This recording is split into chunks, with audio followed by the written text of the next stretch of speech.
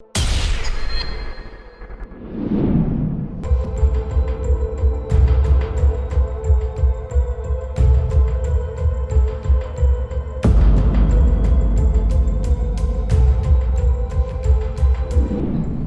if we go into the negotiation and our leaders are saying, don't worry, I'll take care of them, what's in it for me? This is it. Then that is just slavery 2.0. Pro Max. Pro Max. Right? The countries did not become independent. They regained their independence. Because they were independent. They were independent before the white came. Yeah, so they just regained their independence. So here we are, newly independent, happening in the 60s and the 70s, and then we have leaders who are practically brainwashed. Exactly. So they continue. It's just that the whites left, and the offices or the leadership of the governments were taken over by people who were trained by them. They repackaged this slavery. Yeah. Yeah. And that's been our problem, and we're fighting that to this day. That's why you see them, like we said before, they get to the airport and the accent will change because they don't know the beauty of their accent. If they knew that African accent is majestic in itself, it's like a king's language, like speaking Swahili. Tell me something in Swahili. Nimefurahi sana. You see that? Hakuna Matata. You know that one. You see. I wanted to say something that at least not. You see how majestic it is. That's Africa. Yeah. But our people don't understand. No. They set standard from the Western lifestyle, and I think like this idea of labeling Africa the third underdeveloped nation makes me very sick.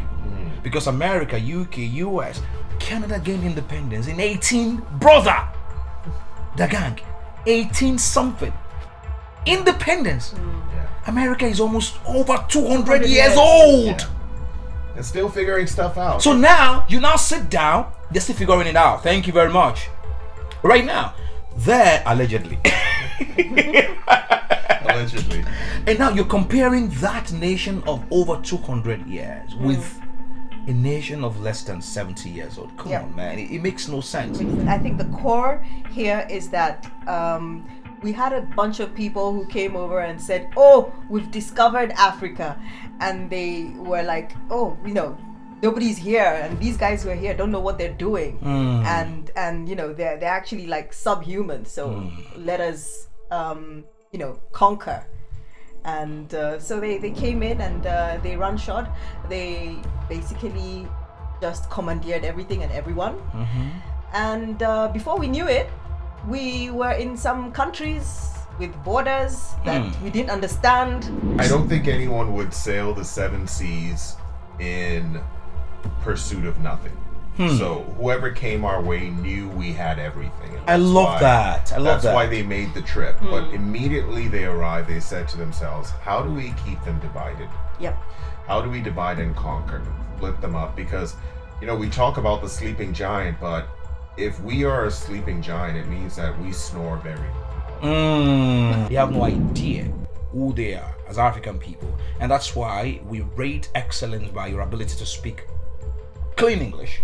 We rate intelligence by phonetics. How dumb can someone be as an African person? Because an African man is not speaking clean according to we have our phonetics, man. That's their language. Can you speak my language? Yeah, can you speak? You cannot. Yeah. So an African man would come to like Canada and speak English and speak Swahili and speak Pidgin and speak Igbo and speak Yoruba. That's an excellent man. Yes. Oh, yeah. You understand that? In our nature as Africans, Yeah. we are very live and let live. Yes. Yeah, and that was life for us. Yes. Like I have this. I have my land here. I get my food from this land. I have my livestock. I have this, and I'm good. Community. Life is good. If someone walks up to you and says, you are poor, based on what? Based on Who what? says I'm poor? Yeah. Because before you told me I was poor, I thought everything was all right. Was all right. And now you've got indices that I should be bound by. It begs the question, who determines who we are? Yeah.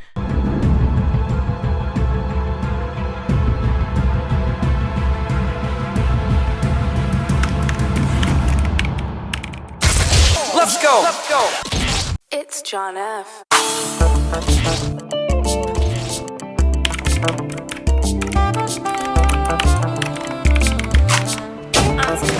On the beat.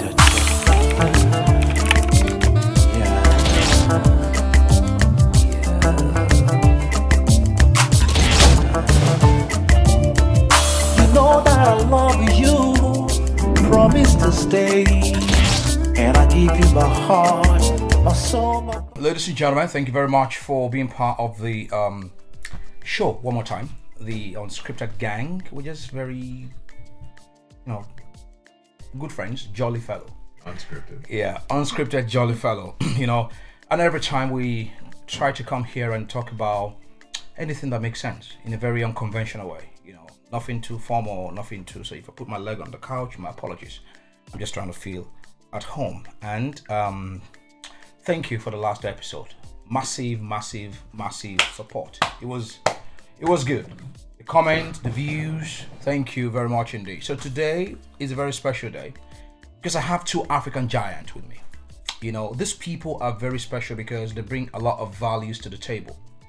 They're not just proud Africans, but they are people that we can look at and feel like, yes, I'm proud to be an African in this very world where people find it very easy to erase their culture and bury the pride of Africa in some bank of history. But these people refuse to do that.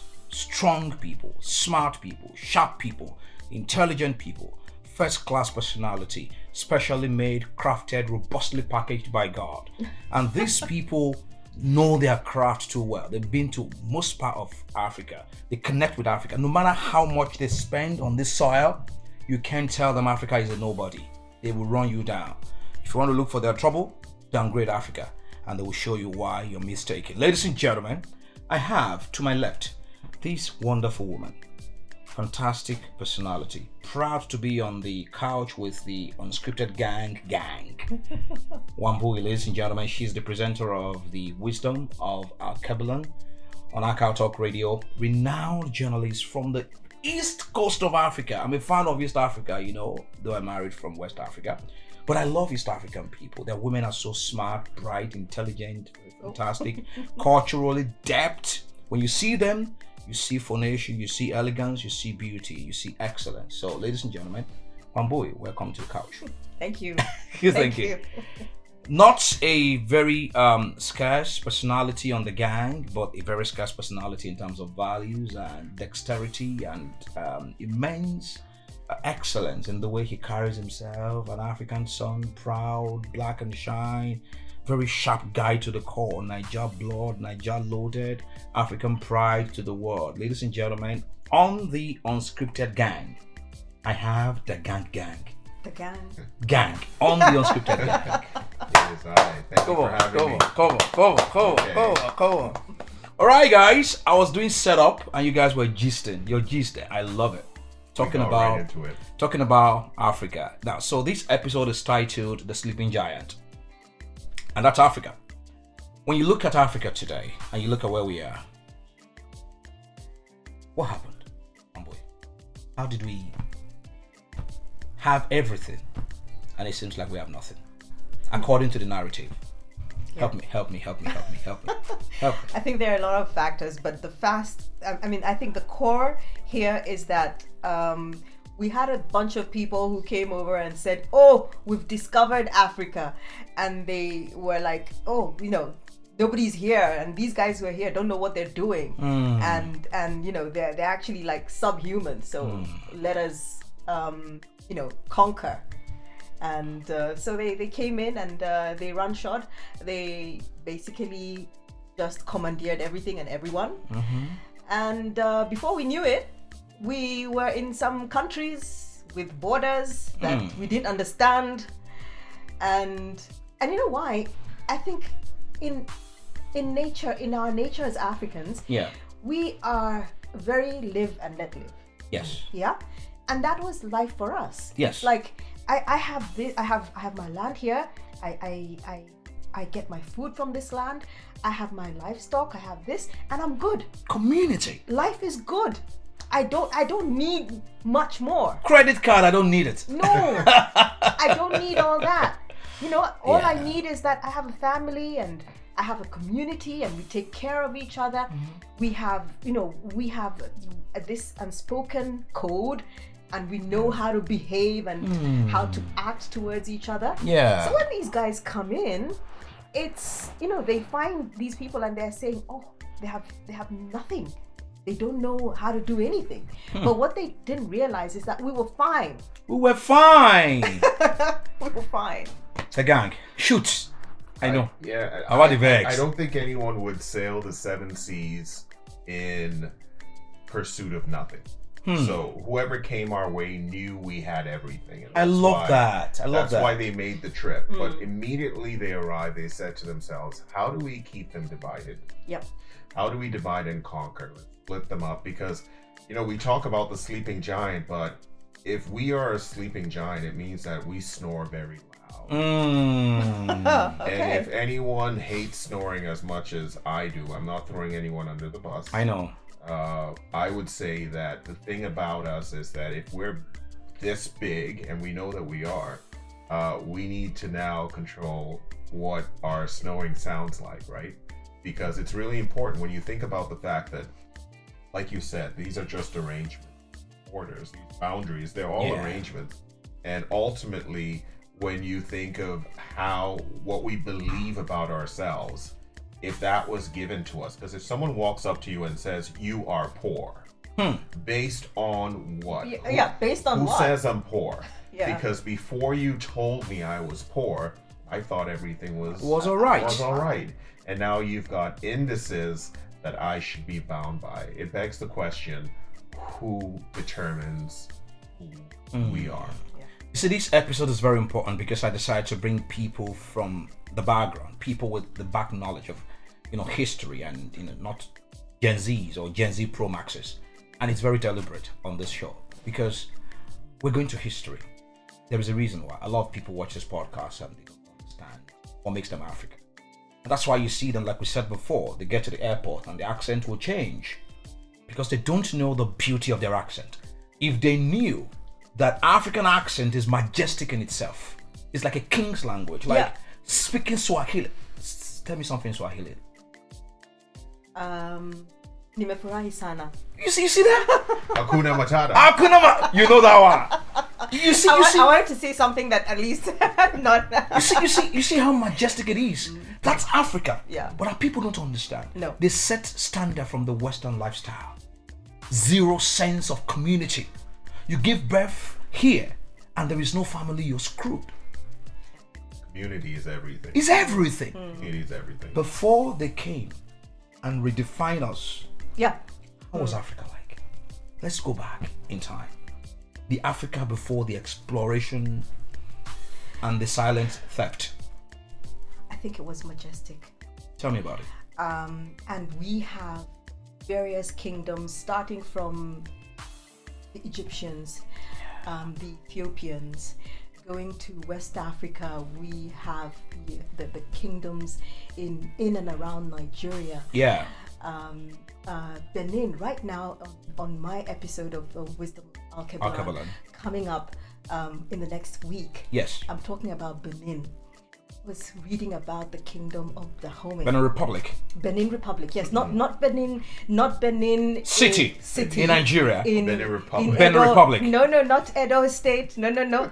Now next door neighbor. Yes. Dahomey, the Dahomey. former Dahomey kingdom. Yeah, they were neighbors. Angelina Kijo's country. Yes, and you read about what was happening then and the kind of things that they were doing.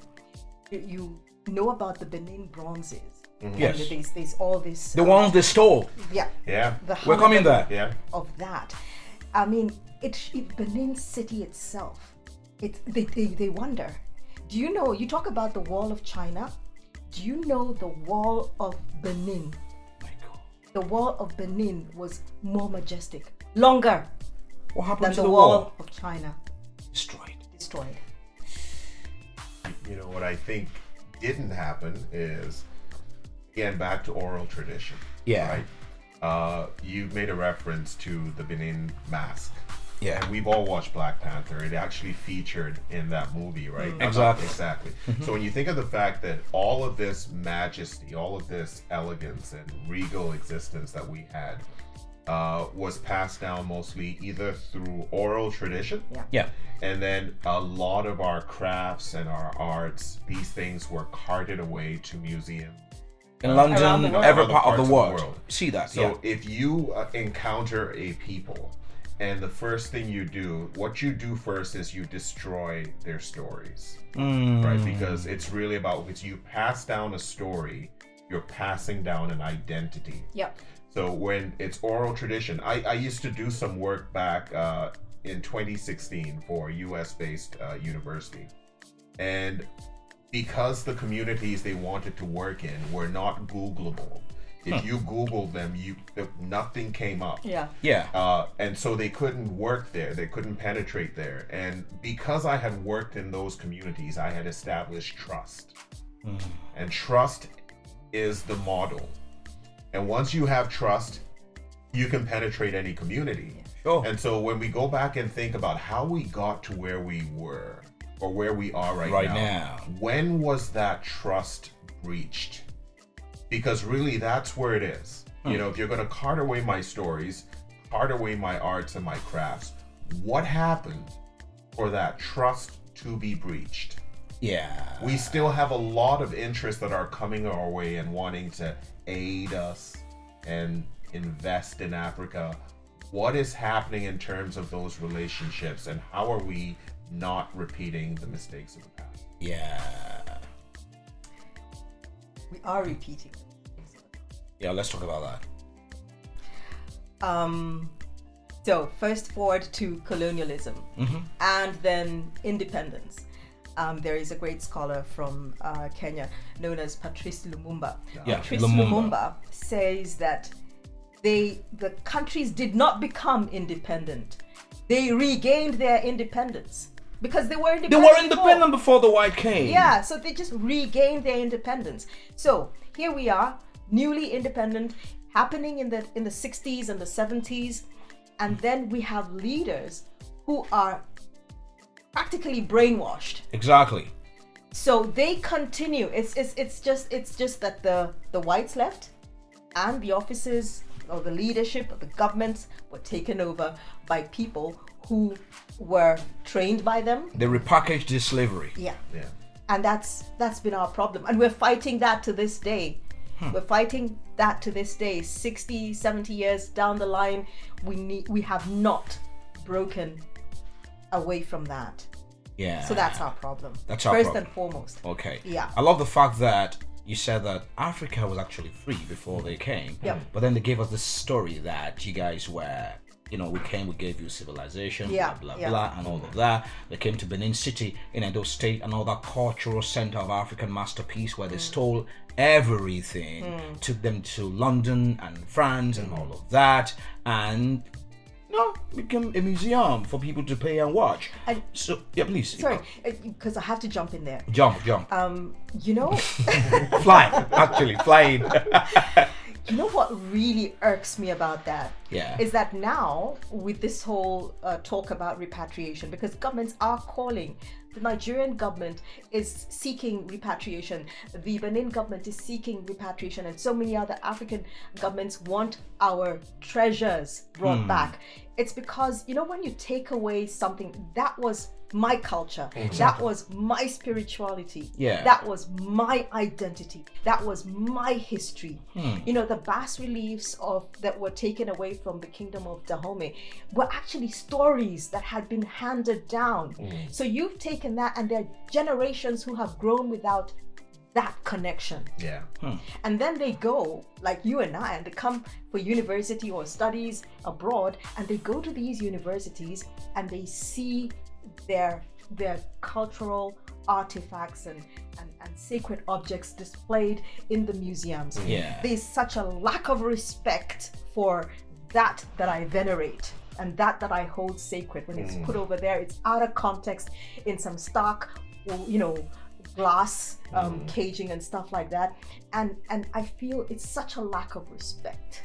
Wow. It's such a humiliation, and that's why they need to come back. Everything that is African needs to come back ASAP. It needs to come back like yesterday. And if it has to come back, it boils down to leadership, actually. And the way, you want to say something, please? No, because I was actually thinking about leadership in terms of that breach of trust. Yeah. Let me think of Lagos State, Nigeria, where those in political office, their only role is to create an enabling environment for people to thrive. Yeah, of course. I think that that's really all we need from leadership at this point, because when you consider how well we do as Africans outside of Africa in enabling environments, it says something about the environment back there. And so at this point, I don't know that we can. Leadership is important, but I think that followership is just as powerful. And where there are movements, and there are so many movements across Africa, tech startups, we're having a lot of, in the agricultural space, there are movements that are happening. And what's not being seen is how catalytic those can be with the right enabling environment. What did they do in places like Lagos? Night economy. People should earn while people sleep. Security at night. People should feel safe while they're making money. So creating that environment, I have zero interest in leadership that tells me what's important. Let me tell you what's important, and you pave the way to help me execute on that. That's what Africans need. We're not lazy. No. We are not unaware of our capabilities. I just think that when you have a system where if I start a business and I get attacked by armed robbers, why would I want to start another business, right? But if I'm in an environment where I know that my investments are secure and I can thrive and I can sleep well at night, then I would probably roll differently. So, and I think I have a problem basically with the narrative around the African continent, to be honest. How all this, you're from Kenya, by the way. Shout out to Kenya. Kenya, love Kenya. I love Kenya, yeah. So what I won't do in Kenya is to go see your lions on the street, sorry. No, they're not. The lions are not on the streets. They're not on the streets. But you'll be surprised. There's certain neighborhoods where they will actually leave for some reason. They will leave. With lion! No, they will. The lions. Baba, I won't fly. We've been talking about pride. The so wild embrace animal lions. will actually leave the national park, some way, one way or another, and they have found it walking in the street. Lion taking a walk. Yes. Majestically, yes. But do you know that Nairobi is the only city in the world where there is a national park? Right. You just drive 20 minutes out of the city center and you can go into the national park. Hence why you might find a lion at some point. The last time the next time you go there, say hi to the lions for me. I won't be there. My front catalog is not close by. So now the problem that I have with the narrative around the African continent is the fact that they make it look more like we are underdeveloped. What people want to hear on this podcast, I'm going to disappoint people in a way that I'm not trying to portray Africa as a very lost cause. Africa is the future. Let's put it in context. When America was 60 years old, how was America? It was darkness. It was the back of beyond. I mean, it was. So now look at Nigeria is in its how many years now? Please help me. Maybe, we're not 60 yet. Anyway, we're not 60 yet. Correct. Kenya, are you 60 years old We're heading there. since the regaining of your independence? The regaining of our independence. Because we have to be very careful the way we use that word. Yes. We didn't gain independence. We regain and reclaim our independence. Yeah. We're not up to like 60 years. You're not up to 60 years. We're just getting there. Yeah. Exactly. When America was 60 years, America was hell. Darkness. Zero regard for human rights. Darkness everywhere. Like nothing close to perfection. And Africa at 60. At 60? With when America was 60, you will understand that it can really stand us. The politics of this just blows my mind. Yeah. What's the name of this young soldier, Ibrahim Traore? Yeah. Yeah. The Burkinabe leader. Burkina Faso, exactly. Yes. So right now, you're starting to hear how he's violating human rights. That's what's starting to creep in, and that's usually how it starts to That's sound. how it starts to sound. It starts to sound that way, and what you're seeing is the moment that you stand up and say "country first," nationalist, a bit of protectionism. We decide who we trade with. Once you start to sound that way, then there's a target on your back. Exactly. You know, Exactly. there's a target on your back, and we've seen this before. We've seen it before. You know, if you notice, most African countries gained independence plus minus 5 years apart. I think Because so. there was a movement that swept Across the country. Across the continent. across the continent. I mean, even the language piece. I can't remember who it was. Was it? It was in East Africa when Swahili was started to expand as the language of trade. I think it was, Was it Julius? Julius Nyerere. I believe it was. Nyerere was the first president of Tanzania. I believe, I believe he was the one that was the Pan-Africanist that started to move in that direction and said, listen, this is our language of trade, let's integrate. Right? We're starting to see that even in Rwanda. Right? A lot of regional integration where they're like, listen, forget the Francophone, Anglophone, these ties. Let's trade. Let's buy and sell with each other. It's just throw away that mold, throw away that script. But when you start to move in that way, people get uncomfortable. Exactly. They're like, are we going to still have unfettered access Because there's a to these fear. resources? There is a fear. I just cry for my generation right now because people don't study, they don't read, they don't even know where they're coming from. It's just 24 hours on social media. They have no idea who they are as African people, and that's why we rate excellence by your ability to speak clean English. You know, we rate intelligence by phonetics. How dumb can someone be as an African person because an African man is not speaking clean according to we have our phonetics, man. That's their language. Can you speak my language? Can you speak? You cannot. So an African man would come to like Canada and speak English and speak Swahili and speak Pidgin and speak Igbo and speak Yoruba. That's an excellent man. Oh yeah. You understand that? So, and I think like this idea of labeling Africa as a third underdeveloped nation makes me very sick. Because America, UK, US, Canada gained independence in 18 something. Independence. America is almost over 200 years old. And still figuring stuff out. So now, you now sit down, they're still figuring it out. Thank you very much. Right now, they're allegedly. Allegedly. And now you're comparing that nation of over 200 years with a nation of less than 70 years old. Come on, man. It makes no sense. It makes no sense. So what do you think African leaders should be looking at right now? Let me start with you, Wambui. Now, I think I'll piggyback on what the gang said when he said that all we want in Africa today is just good leadership. Can you be good custodians of our resources? We want to be able, you see, because I can't develop in my little corner, your little corner. And so we are here as a country, as citizens, we pull in resources that will help us do things. We want infrastructure. We pay taxes. That's our pool of resources over there. We want you to administer that honestly and fairly for us. Yeah, that's all we want you to do.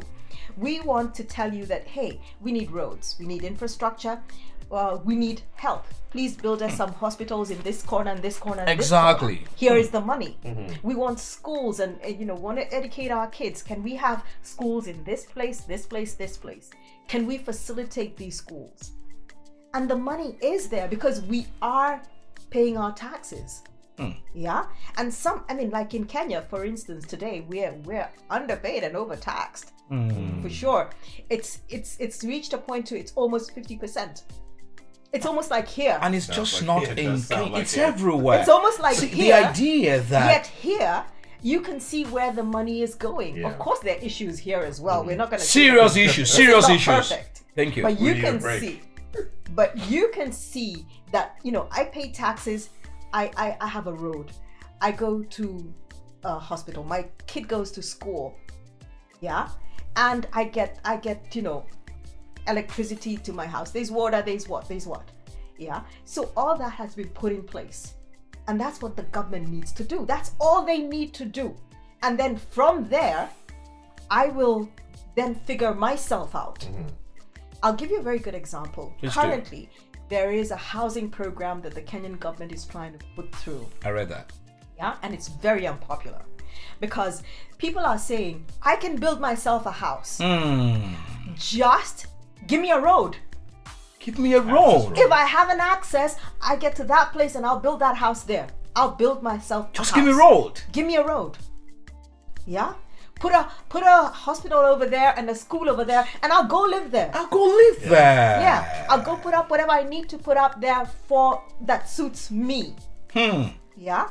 Then in the same breath, they are going to like rural communities and saying, oh, we're putting up public housing in rural communities. In rural communities, everybody has a home. It's a home. Absolutely. That's where we all come from. Homelessness does not exist. Homelessness does not exist. Homelessness is in cities, Not in the villages. not in the villages. And most of our populations are in the rural areas. I see So that. what do they need? They need roads, they need markets, they need to be able to produce goods, they need to be able to have fertilizer for their farms so that they can produce food. They need value addition for whatever it is that they're growing. They need factories and small industries. That's what they need out there. They don't need you to build me a house. I think we don't give ourselves enough credit as African people, because when an African man owns a house, it's his house. 100%. You're talking mortgages now. I want to allow that one. Yeah, When let an that sink. when a young man in Africa, so sometimes we don't understand that we're special people as Africans. Oh, yeah. We don't know, and this is for people back home. When you're a landlord in Africa, you are a landlord. Indeed. You are the lord of the land. Fast forward to this part of the world. It's a mortgage system. It's not your house, brother. Wake up. Even when you're done paying the mortgage, property tax Oh, yeah. is till you die. March 20th. My next one's due. All you do, exactly, all you do, put some money together, Yeah. get 15%, 10%, 20%, borrow the rest from the bank. You are a landlord flourishing in debt. But in Africa, a young man has his house, ground to finish, by himself. Yeah. So give Africa some credit, I beg. You know, Give Africa some credit. I think we need to accept that we're not going to hold our breath and wait for credit. Yes. I think we have to accept that while our leaders are putting in place infrastructure, put in the rules, put in the legislation, the policy, and that's fine. But no one's coming to save us. I think we have a very youthful generation that's taking advantage of the technological revolution. Yeah. And they're actually driving it. You can't sell me a false narrative anymore. No, you can't. Everyone has access, unless, and here's where the danger is, and this is values based. What you consume, the algorithm is going to feed you what you want to see. 100%. All right, so that's the only danger, right? And now, I don't want to use any Trumpisms, but there's a lot of fake news. All that. And Loud. a lot of alternate facts. Yeah. And then AI, thank you whenever you're doing good. But what we're seeing right now is that folks are only inclining to what strengthens their case. Yeah. And it just kind of feeds into their belief systems.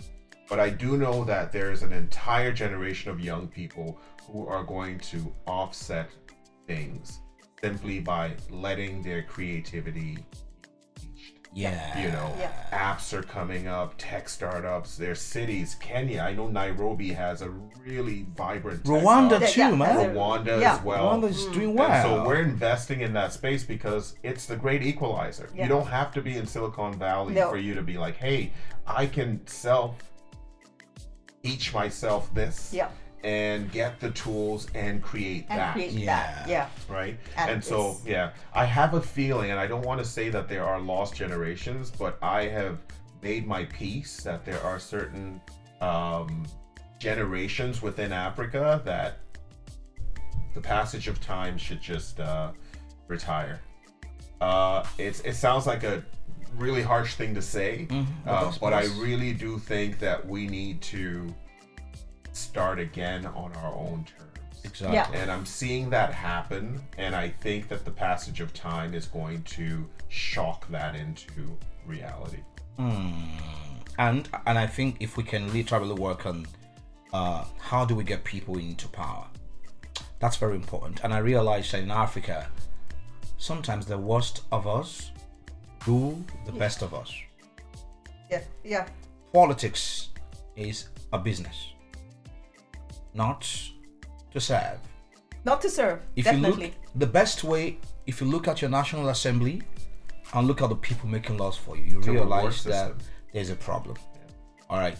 But that doesn't mean that we should box ourselves to the savagery of, backwardness. We're not backward people. No, we're not. When America, Europe, France were in their 60s, Africa is more like a kingdom right now compared to where they were 60 years ago. What we have to do as individuals is to feed our mindset with the reality of who we are. Do not let people tell your story. The leaders must do more. But we have to hold them. There's this thing of that you get the leaders you deserve. I like Yeah. that. I like that. But now, and I'm really rooting for this. All over the continent, there is upheaval. Why is there upheaval? Young people are rising up, and they're saying, enough. We're not gonna be our parents. We're gonna be ourselves. We're gonna forge a new path for ourselves. You guys did well. You educated us and everything, but you guys are too calm. You guys are taking it lying down, and we're not gonna do that. So we have, and hence, when you're seeing what you're seeing with the Sahel states, and kudos to those countries, they are referred to as junta-led countries and stuff like that, and so it's not exactly like a proper democracy. Yeah. But don't come and tell us about your democracy. The democracy next door, and they've been democratic for those 2 centuries. They still haven't figured it out. I'm telling you. So Yeah. so we're gonna make our own rules. We'll define it. Yeah, we'll define how we want this thing to work. And the people, like the Traore and the Tiani and Goita of the Niger, Burkina Faso, and Mali, for me, are shining examples of that we're going somewhere. Love that. We're going somewhere. We had the Gen Z revolution. We call it a revolution in Kenya. In Kenya, I saw that one. Yeah. Where these young kids literally just in late teens into their 20s just took to the streets, and they said, like, enough is enough. Even the NSAS in Nigeria. I was Oh, yeah. Yeah, we have the same revolution. So we're having this, and this is not stopping. We're going full force. I just want the words to stop painting Africa as Going forward, Yeah. we are going to stand up and say, look, we're here. We're not going to be taken for granted. I mean, if you want to deal with us, come, we'll talk. We'll have a discussion. It's talk about stuff, but we're done listening and doing what you guys want us to do. I think the world is aware that Africa is actually a masterpiece when it comes to the future. And like you said earlier, that they try to, when they divide people, it's easier to make them not thrive and stuff like that. But I believe that Africa is getting there. I don't like situation where, because as African people, we have a long way to go, but we're not doing badly. We have our own challenges. It's like a baby will walk, crawl, walk, jump, then fly. That's it. So as African people, can we take away the visas and the borders and all this nonsense? It makes no sense. Can't we just walk? Can't I wake up and walk into Rwanda? And I love what the ECOWAS is doing. Yeah. We shouldn't have borders because naturally we're one people. They came and gave us map. You are Kenya, you are this, you are that. We're one people. With that strong force, I think we can do anything. And it begins from some of us, Who is your mentor? What do you watch? How much do you study about Africa? And if we can understand this narrative, we feel like Africa is actually the next thing. And I believe in this conversation. Personally, I do. It is the next big thing, and everybody knows it is. Yeah. If we just look at the population, Yeah. you're talking about over 1.5 on that continent, and 70% are young. So these are energetic, bright people. Some of them well educated, and they can turn things. Talking around. about education, look at United States, Europe, France, Germany, all the Western nations. African professionals are leading everywhere. everywhere you go. Yeah. They move from African continent to another part of the world, and they excel, they thrive. That is to tell you that the spirit of a natural African person is great. So when you turn on the TV and they tell you nonsense about Africa, don't buy it. And that comes back to history. Till today, they still talk about Aboriginal in Canada. They still let you know what happened in the past and where they're coming from and stuff like that. We should embed our generation, especially these younger ones that want to live on social media morning till night, on what makes us and what makes us special. I don't know if you have any last words, so from the gang. Yeah, I was just thinking about how it all makes sense. We don't expect them to tell us how great we are. Yeah. That doesn't, if I diminish you, if I keep you small, then your next question is, what must I do to be great? Right? So that's at the root of this narrative. And if I keep you divided, then you can never coalesce, you can never come together as a united front. Speak different languages so that you don't talk to each other. Speak our language so that you only talk to us. Right? It's having that unfettered access to resources. That's what this is all about. We alluded to the fact that we haven't really learned from our mistakes because everyone's talking to Africa. Yeah. And everyone's talking to Africa. And it's fair trade when we have bargaining power. But if we go into the negotiation and our leaders are saying, don't worry, I'll take care of them. What's in it for me? This is it. Then that is just slavery 2.0. Pro Max. Right? And so it's the conversations that are being had. So I love that everything is being thrown into the public domain thanks to the internet. Yes. Cameras are everywhere. Everywhere. Everyone's being broadcast. Everyone's on CCTV. And I'm glad that we are deciding that this can't be true given what we've seen here, and here. Something starts over here, boom, it picks up somewhere else. Yeah. The next thing you know, you have a movement. So I think on our ends, whatever platforms we have, platforms like this, let's speak our truths, let's amplify our voices, and understand that it's not going to come without a fight. And we fight in different ways. Yeah, I see. We fight in different ways. Every time I'm at work and I hear our music bumping, I'm like, I grew up listening to R&B. I no longer listen to. I hardly care. I'm like, who? I don't even know who's that there is, anymore. Right? Yeah. And so there are really creative ways that we can see into not the culture, but imprint our own culture. Yeah.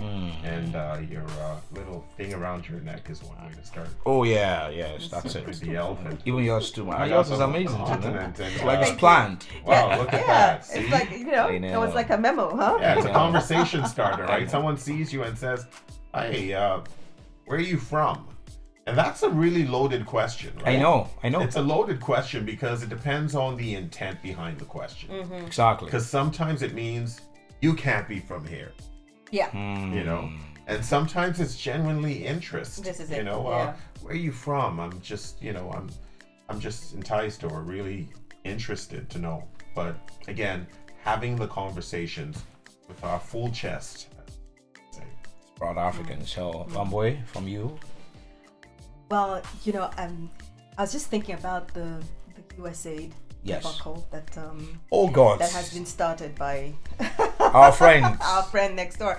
But you know what? I think we need to use that to our advantage Yeah. as Africa.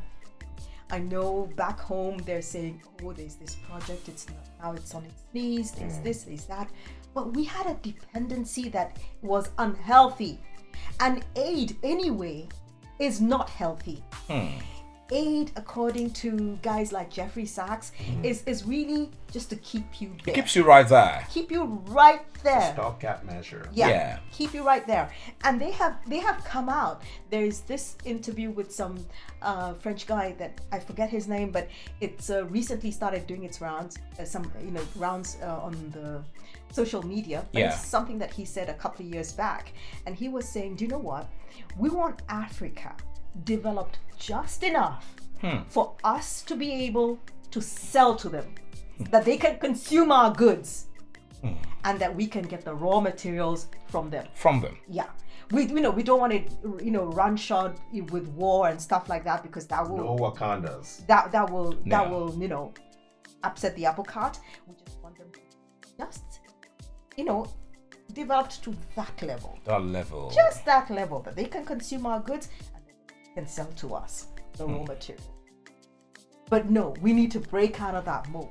And how do we break out of that mold? We break out of that mold by going borderless. Borderless. Let's trade that 1.5 billion people strong that we're talking about. We need to trade with each other. That's it, freely. Yes, freely. I don't need to get my oil or from the UAE. I don't have to. No, let me get it from Africa. Let a country like Congo, which can generate hydroelectric power for almost more than half the continent.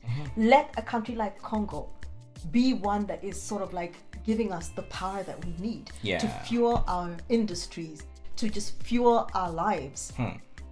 If we work within each other, and that is the sort of vision that the Ghanaian, the first president of Ghana, give me his name. He said, Kwame Nkrumah, that let us join together when they were forming the African Union.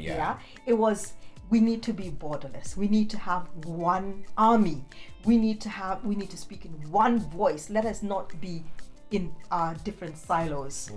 Of course, we lost that opportunity, but I think we can still go back in a different way and rework that vision so that Africa works for itself.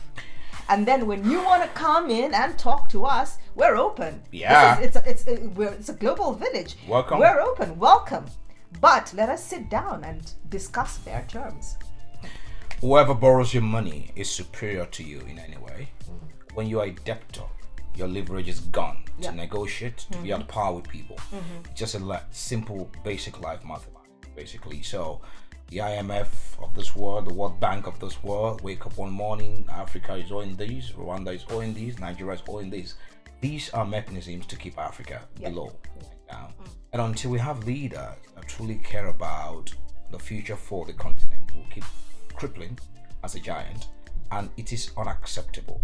But when we look at where we are right now, 60 years, less than that, as an African nation, after reclaiming our freedom that we never lost in the first place. Just that some people came with too much of power guns and they took our lands and all that. So if we begin to see leaders that are really about the continent, then we realize that at this point in time, Africa is a huge success.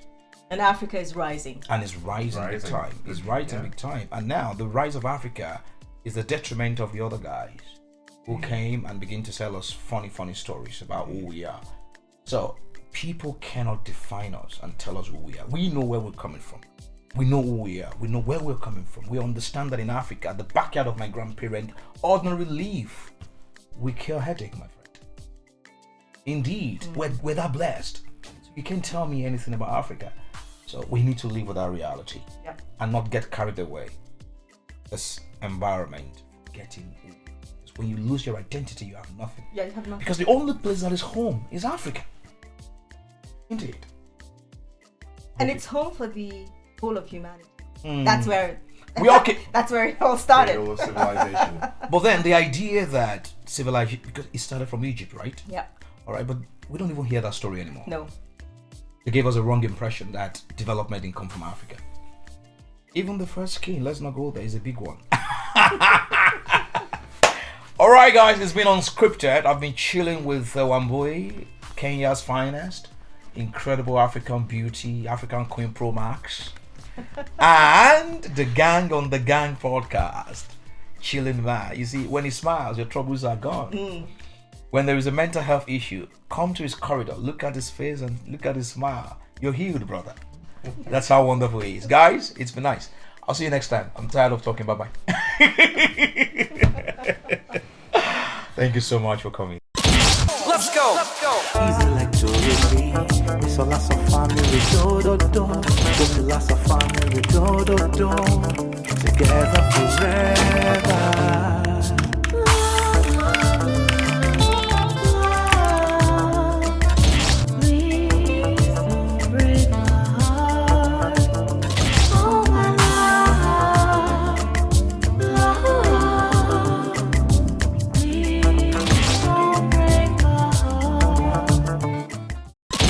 Let's go. Easy